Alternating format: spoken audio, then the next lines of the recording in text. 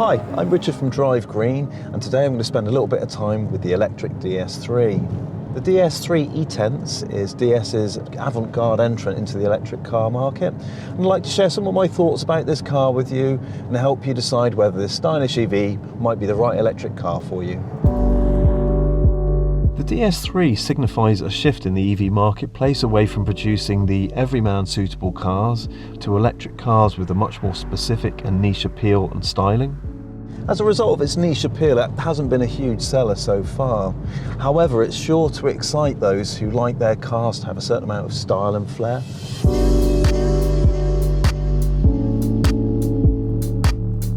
With the DS, everything is about style and design flair. It has a compact SUV form factor, which is very fashionable in itself, and DS have styled it to the max. The result is quite a striking looking car that is sure to appeal to the more style conscious among us. To want the DS, you've got to first and foremost appreciate it for its look. It's quite imposing for a compact SUV. It's definitely lower, and you've got this big wide sort of sculpted bonnet. It's also got a sort of sporty sleekness to it. It's definitely a striking looking car. The windscreen is actually quite shallow, which adds to the sporty feel and look of the car. It does reduce visibility a little, although this isn't really an issue. Again, it's all about style and looks with the DS. There are nice details and curves everywhere you look on the car. This is a car that has been designed with love and attention to detail. You've got the lights, the curves on the bumper, the ridges on the bonnet, sweeping lines on the door, these really nice recessed door handles that present themselves when you unlock the car, the ridges on the roof leading to the spoiler, the dummy grills at the back, and all that lovely premium looking badging. I think it's a really nice looking car. It's certainly sure to turn heads, and it's definitely the DS's looks that set it apart from its competition. Space-wise, it's a medium-sized car. It feels quite spacious in the front, but surprisingly tight in the rear for a car of its size. The boot is a decent size and it has split folding seats, so it does have some practical capabilities still.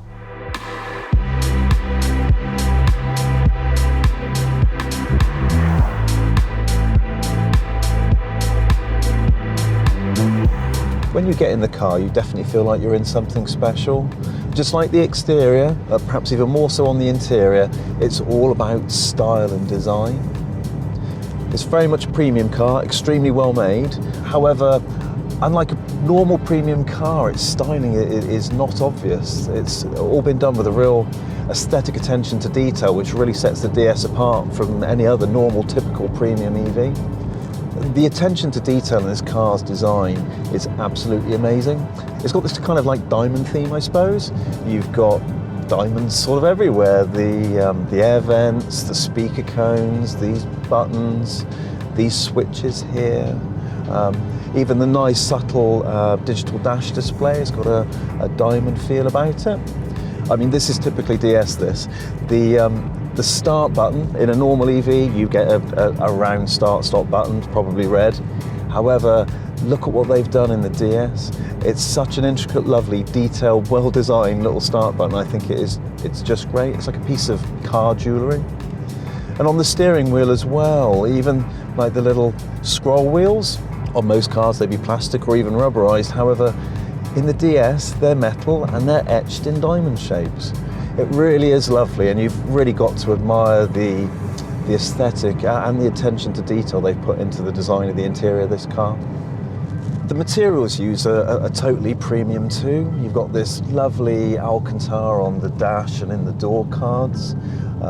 The leather seats are in a lovely sumptuous Napa leather. The seats we've got in here today have got really nice high quality fabric with a suede and leather mix as well. The stitch work is fantastic. You've got lovely neat dual lines of stitching in different colours, again to coordinate with the seats and the badging. Somehow this car is a little bit like a designer handbag, beautifully crafted using really high quality materials with a real attention to detail and a focus on style. It really is a stunning car. Drive-wise, it's really nice. It's incredibly well refined, smooth, comfy. It just glides effortlessly and has that driving feel of a premium car. It has a few different drive modes, including a sports mode. However, it's not quite as nippy as some of its competitors. But then you've got to remember this is actually quite a big, sort of heavy car. It's still by no means a slouch though. There is plenty of power there. It accelerates nicely and very smoothly. And it also handles and corners very well, especially for such a sort of heavy, sort of high-riding SUV style of vehicle.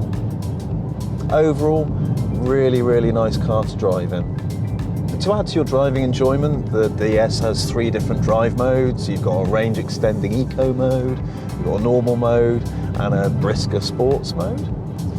It's also got a couple of different regen braking settings. You've got the standard D mode, and then you've got the B mode where the car will brake for you when you lift off the accelerator. Makes for nice, effortless, smooth driving that really does suit the comfortable gliding feel of this car.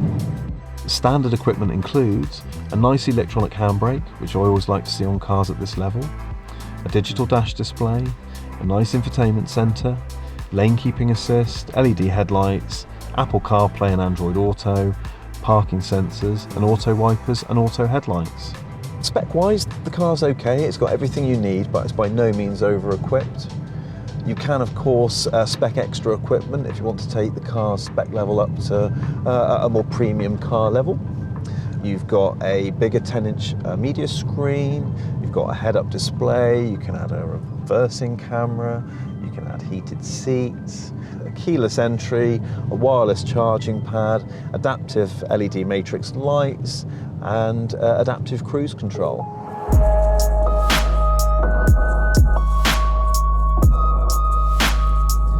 The DS comes in 3 different trim levels. However, unlike most cars, I wouldn't think of the trim levels in terms of being, a base spec, a medium spec, and a top spec, as they all have their different looks and therefore their different appeal. And there's different sort of interior options you can spec in between them. So again, it's about getting the car you want with the look you want it to have. You've got the Prestige, which is perhaps a little bit more subtle looking. Then you've got the Performance line, like the one that I'm driving here today, which has got much more of a sporty look about it. You've got black alloys, black wheel arch trims, and a black roof, and Performance line badging throughout. And then you've got the kind of top spec, the Ultra Prestige, which has some different interior options. It's got bigger 20-inch wheels, and overall kind of looks a little bit more imposing and striking. The DS is very customisable on an aesthetic level. You've got lots of different interior materials and colours. You can have different coloured Alcantaras on the dash. The seats come in a variety of different colours and a variety of different mixes, fabric, suede and leather. You can have different coloured headliners, you can have a different coloured roof, different size alloys. With so many different options, it's very much possible to build a car just the way you like it. And if style and self-expression through your car is your thing, then nothing really comes close to the DS. The DS doesn't come with a sat-nav as standard. This is something I'm starting to see a lot more on these new cars. I think the manufacturer's assumption is you would rather use Android Auto or Apple CarPlay as your media interface and your sat-nav. As a result, both of those are incorporated as standard. A sat-nav is available as an option, as an optional upgrade, and it's actually a little bit more expensive than I would have anticipated. But if you don't want to use Apple CarPlay or Android Auto, then make sure you remember to spec the sat-nav. The infotainment centre itself is good enough, but it is quite basic. And again, I think it's because it's assumed that most people will be using Android Auto or Apple CarPlay. That being said, as a result of its simplicity, the media centre is really easy to get along with. The DS has a very respectable 150 to 170 miles-ish of real-world driving range, which it gets from its 50 kilowatt-hour battery. This of course depends on your driving style and your time of year, and obviously you've got to remember this is quite a heavy car, the DS, so if you do drive it or choose to drive it in a fast, sporty style, you'll see that range disappear a little bit more. However, for most people on their daily basis, 150 to 170 miles is more than adequate. The DS3 comes with a CCS rapid charging connection, which is fast becoming the standard rapid charge connection, so there's plenty of them out there. It's even 100 kilowatt charging compatible, and what that means is on the right rapid charger you can almost fully charge this car in only a 30-minute charging stop. So it still makes the DS a very capable and competent long-range driving EV. I think this is a really nice car for the right person. It's ever so well made, it's ever so nice and smooth to drive. Its attention to detail and focus on styling is unrivaled. You know, there might be other EVs out there around this sort of price point with a slightly bigger range or more spec, but nothing comes close to the DS, I think, in terms of style and flair. If style is your thing, I think the DS really could be the right electric car for you. I hope this video has been useful in giving you a bit more of a feel for the electric DS. If you'd like to find out more, if you'd like to arrange a test drive, please do get in touch. Thanks very much for watching, and be sure to check out our other review videos.